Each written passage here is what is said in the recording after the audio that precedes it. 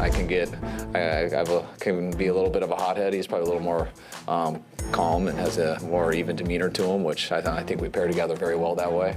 But I think we're pretty close, and to where he knows how I am and I know how he is. So regardless of how we are on a given minute or a given play, we're both competitive people, and we both know we're both here to try to help each other be the best we can be. And whenever you have that, you can just genuinely coach someone and not have to worry about anything else. Just whatever's in your mind, you let it come out of your mouth. And when someone knows what your intentions are and who you are as a person, it really doesn't matter how you show your personality. Kyle Shanahan, 49ers coach, talking about his interactions with quarterback Jimmy Garoppolo. And I think what he said there is so insightful and it's so appropriate. And, you know, when you have the right relationship with somebody you're working with and they understand we're all in this together, we're all trying to do what's best, you don't have to tiptoe around what you want to say. No, right. Like John Gruden has to do with Derek Carr. Sure. And like he didn't have to do with you. Like you knew, even though Gruden wore you out, you knew the broader goal was to make the football team as good as it could be. There was a method to the madness. No doubt about it. Even like his assistant used to come up to me and go, listen, if he wasn't yelling at you, then you should be worried. If he wasn't mad at you and always challenged you, then you should be worried. It was kind of his way. Yeah, he showed he had some faith in me. Like, this guy could be something, so I'm going to be hard on him. And exactly right. You got to have thick skin, and then you definitely do with Kyle, because he's as blunt and as in your face as you're going to find as far as an NFL head coach. And the common goal is to make the team as good as it can be, the player as good as he can be. This is how you coach. This is how you improve. This is how you prepare guys for the fires that inevitably happen when you're out there on the field and there is confusion and everything's going haywire and you have to decide what I'm going to do. How do you get yourself to the point where you can make those calm, rational, even-handed decisions in moments of high duress and stress? That's what they're preparing you for. Exactly right. That's what you've said before. Going out onto the field was a welcome relief from dealing with John Gruden because you didn't have to listen to him when you were on the field. Exactly right. I didn't have Napoleon standing 8 yards behind me going, get out of the huddle, get out of the huddle. 10, 9, 8, hurry up, you dolt, hurry up, hurry. I mean, that's what he used to do to me, to where I can still remember being on the field in my first preseason game going, oh my gosh, this is amazing without this guy back there. I mean, I don't have to deal with him yelling at me, and I feel free, and the game was easy. And that was the method behind his madness. And, he's not the first coach to do that. Shanahan's like that. Shanahan, first off, as you know, he's smart. He has a vision of what he wants in the offense, and he wants a quarterback that, can make plays, but more or less is going to be a machine and listen to him. That's where he got successful with Matt Ryan and even Matt Schaub with the Houston Texans, because he would say, hey, in this coverage, just read this guy. I'm going to make it really simple for you. You just got to read this one guy. And then you throw to the opposite guy who he's not covering. And if you don't do that, you're an idiot for not listening to Kyle, for one. And, of course, he's going to go crazy and you're going to end up being on the bench. But he's going to make life easy on you that way. But he's going to demand a lot of you, too, to make sure you listen and carry carry his message and everything that he's taught you through the week into the game. It reminds me of something Rex Grossman said in 2011 after the lockout ended, because he was one of the contenders to become the starting quarterback in Washington, where Kyle was the offensive coordinator. And they asked Grossman, does he think he has a chance to win the job? And he said, yes, I do. Well, why do you think that? Because I'm going to do exactly what Kyle tells me to do. That's right. I know that's how you get the path to the playing time. You do what Kyle says, and you're going to be the quarterback. And he ended up winning the starting job because he did the things that Kyle wanted him to do. He ran the offense the way Kyle wanted him to run it. Yeah, I mean, I used to have this argument with Kyle every now and then, because he'd tell me about quarterbacks that, I think you can win a Super Bowl with that quarterback. And I would go, no, you can't. I would go, maybe you can because of your offense. But I was just like, the rest of the NFL doesn't view that guy as a Super Bowl type quarterback. But yes, to everything we've talked about with Kyle, with his knowledge of defenses, his fearlessness in designing plays that have never been seen before in the NFL or doing any of that. He really knows what he's doing. He's broken it down. He lives it. And he's going to give you a contingency plan for all if the plan fails anyways. So you're going to have every answer and feel comfortable that way as a quarterback. So, yeah, you should listen to him. You shouldn't go like, oh, I'm RG3 and I'm really fast and I'm just going to kind of make crap happen. You know what happens when you do that? Well, you end up being on the bench for the next 5 years of your career. We spend a lot of time talking about the opportunity that the Bears had to take Patrick Mahomes instead of Mitchell Trubisky. we never talk about the fact that the 49ers You're right. took Solomon Thomas, who's been a major disappointment, instead of Patrick Mahomes. I've reminded him once or twice. But and that's I feel like Patrick Mahomes is the kind of guy that Kyle Shanahan wouldn't want, because he feels that there's a lower chance of Patrick Mahomes running the offense the way he wants it to be run. Yeah, it's a great. I think there's a faction of coaches in football who are scared of people like Patrick Mahomes because they think, oh, he's just going to be cocky and so talented and he's going to want to do whatever he wants and he's not going to listen to me.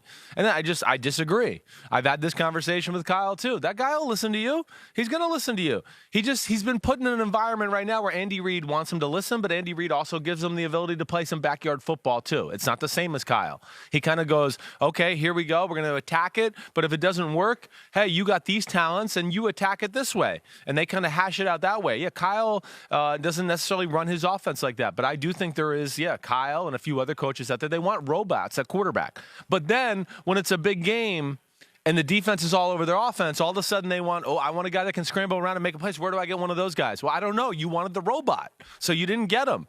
So, I think Kyle has come to the realization that, yes, guys like that can be taught, like Patrick Mahomes and things like that, where he doesn't necessarily need the what do I want to say, the goody two-shoes, borderline backup or not super talented guy. Basically, and the criticism I had at the time for Kyle when I saw Rex Grossman's quotes is Kyle basically wants to be the kid with the joystick on the sideline who is manipulating everything the quarterback does. Sure, right. Do it the way I tell you to do it, not the way that you think you should do it or could do it or maybe can do it instead of the way I want you to do it. If you do it the way I want you to do it, we're going to be successful. Yeah. I think there is a lot of that, and he's like that with his coaching staff too. He wants those guys to convey the message he's giving in the coaching room. But that's what makes a great head coach. Hey, Bill Belichick, I don't think it's a whole lot different that way too. But yeah, there's got to be a little bit of a give and take with I think a guy like Patrick Mahomes as maybe compared to a guy like Jimmy Garoppolo. Yeah, there would have to be. I always think about a clip between it's the Falcons-Broncos Super Bowl, right? And John Elway's mic'd up for that game, right? It's his last game ever. He throws that deep bomb to Rod Smith, right? They come out of the timeout, right? So he's going out there to run that play. And, hey, if you get the look, throw the post. And John runs back and goes, well, wait, what if I don't get the look? And Mike looks at him and goes, that's why we pay you all the money. Make something happen, right? So that's gonna happen, especially as you get deep into the playoffs, the Super Bowl. Not everything's going to be exactly as you expect it to be, and your quarterback's going to have to make a play. And Garoppolo has shown moments of doing that this year. One quick point on that before we turn to Garoppolo. Yeah. When you were talking about Patrick Mahomes and how he plays and that Andy Reid has figured out how to coach him, I can't not think about Andy Reid's experience in Green Bay with Brett Favre, right? If you don't go through the highs and lows of Brett Favre and understand maybe how to properly put parameters on a guy like that, you want nothing to do with Patrick Mahomes. Right. You I think that's a very real thing.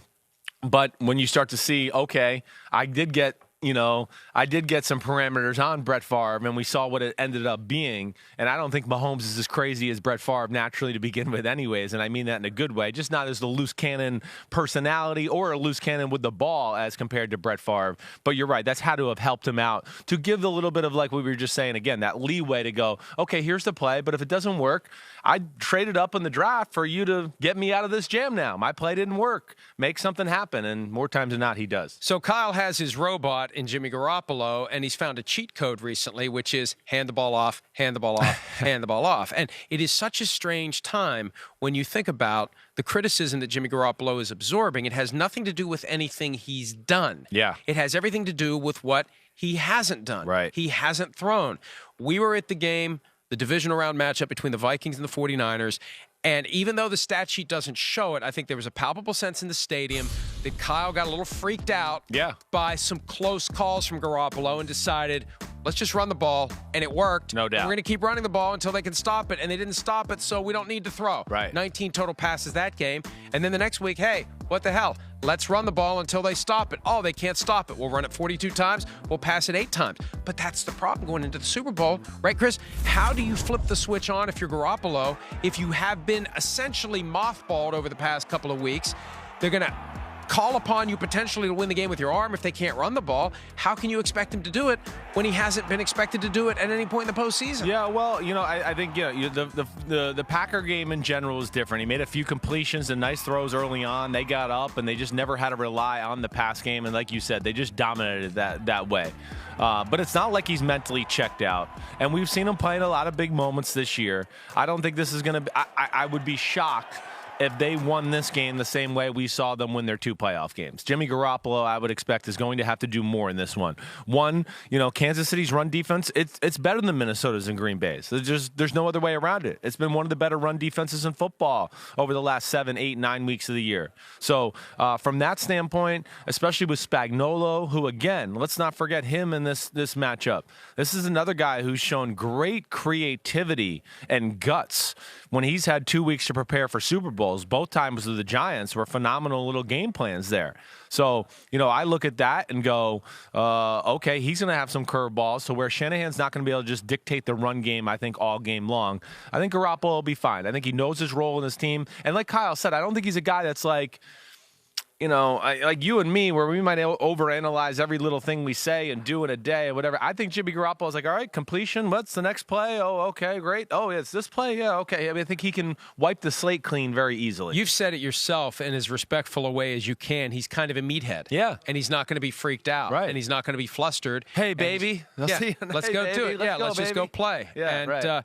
If they win the Super Bowl and he throws it 8 times, so be it. If he throws it 38 times, so be it. Exactly. He'll do whatever he has to do. I think so. And that's what adds to this mystique, this intrigue, this drama about how those 4 quarters of football will play out and how much of what we see in the first quarter is going to echo into quarters 2, 3, and 4. How much will the game change before our very eyes? Fascinating angles. I'm excited for what's to come. I feel like I'm as excited as ever. They make you wear a wristband? No, How did you avoid wearing a wristband? I don't know. I don't have a wristband. They made me wear a wristband. I got the fashion statement. You got the dispensation for the wristband. They probably don't have a wristband big enough for your giant. They just trust me. They just trust me. They want to make sure they got tabs on it's funny. I had to run my pass a few times before it finally turned green. Yeah. I think we had to make a few phone calls. Yeah. Roger was like, don't let that jerk in again. Hi, I'm Mike Tirico, and thanks for watching. Make sure to hit subscribe for the latest news and highlights from NBC Sports.